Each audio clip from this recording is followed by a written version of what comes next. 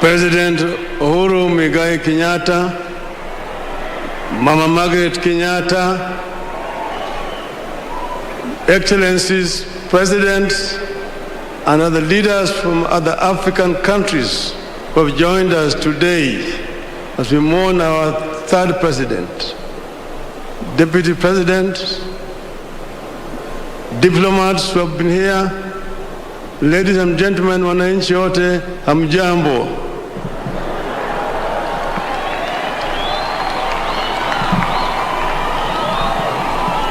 Your Excellency, I know that many of us will share my plight today. My plight today is just like a member of the clergy, either a father or a padre who is asked to eulogize a bishop, but not to talk about the bishop's religiosity or religion. I've been asked today to talk about our president, but without talking about politics.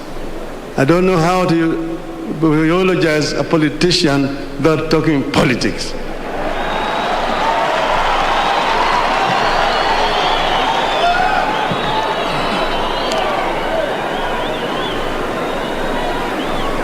The family of Mwai Kibaki, led by Jimmy, we are all with you as the nation of Kenya at this very, very sad moment when we say farewell to a great Kenyan patriot, Emilio Mwai Kibaki.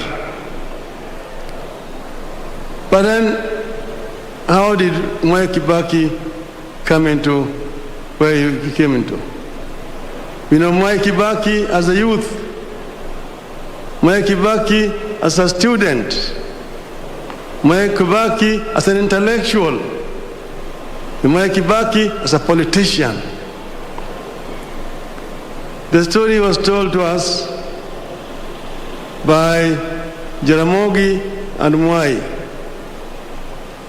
that after KANU was formed in Kirigiti Stadium in 1960,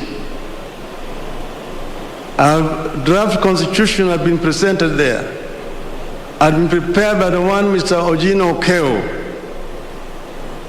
who was Jaramogi's secretary, and he died on his way back to Kisumu through a road accident at the escarpment.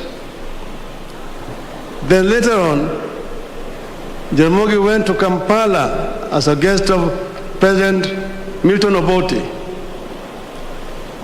I found Obote was campaigning with a very beautiful manifesto. I asked him, who prepared this manifesto for you? Obote said, there are some young men here in Makerere who are very good. Their leader is Secular Kenyan.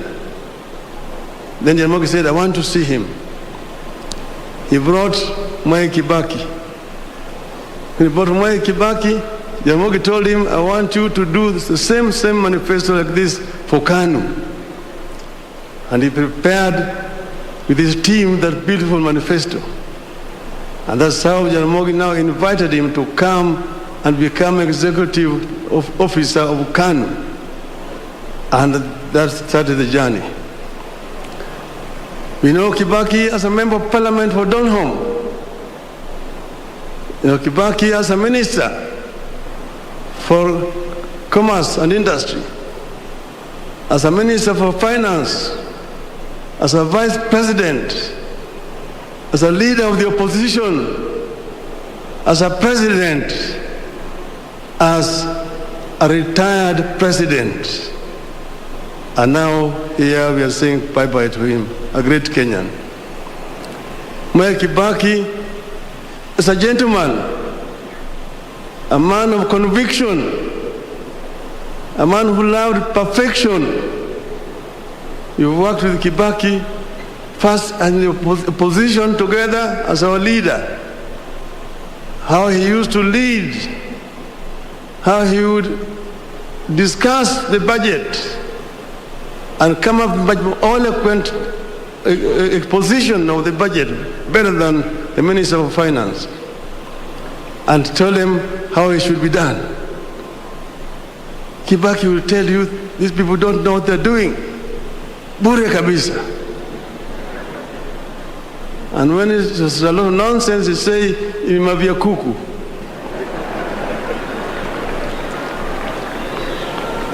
But he was a gentleman by excellence. In the cabinet, we worked together. He would allow a lot of debate in the cabinet. And he also gave the ministers a lot of authority and power to run their ministries. So long as you do not get yourself involved in graft. The biggest enemy of corruption, Mwai Kibaki. And nobody is indispensable when it came to issues of corruption. So we have learned a lot from Mwai Kibaki. We came with almost a bankrupt economy and transformed it. At one time when we were living, it was rising at a rate of 7% per annum because of Mwai Kibaki. Of course, we have had also our differences. When at one time, Kibaki got involved in an accident. Other opportunities took advantage of that position. We never held it against Kibaki. At the time when we were negotiating post-election violence, the stocks had collapsed at Serena. Kofi Annan invited me and Kibaki for a meeting. We sat in the office of the President, President Kikwete, President Mkapa, Grace Machel, the Kofi Annan. We talked and talked. In the end, I said, I'm ready to come down to this point. This is the reduced minimum. And Kibaki then agreed. So when we agreed, we shook hands. After shaking hands, the other people now wanted to come into the room to try to persuade him not to agree. He told them, tumemaliza kila kitu.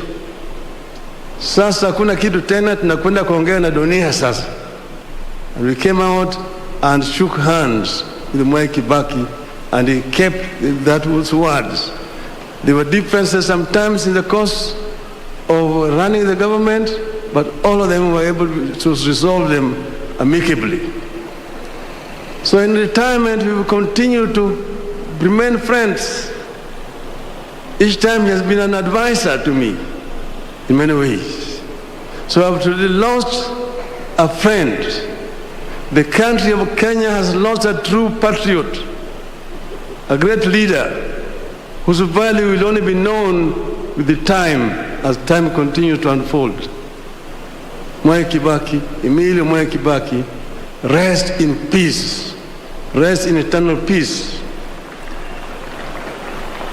I bring finally also to you people condolences of the Kenyans in diaspora around the world who are not able to be with you here today. Thank you very much.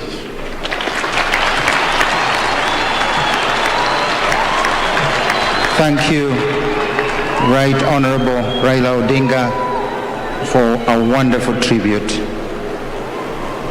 Allow me now to invite for his brief tribute our Deputy President, His Excellency Honorable William Samoei Ruto. Again, we request our dear Kenyans, out of respect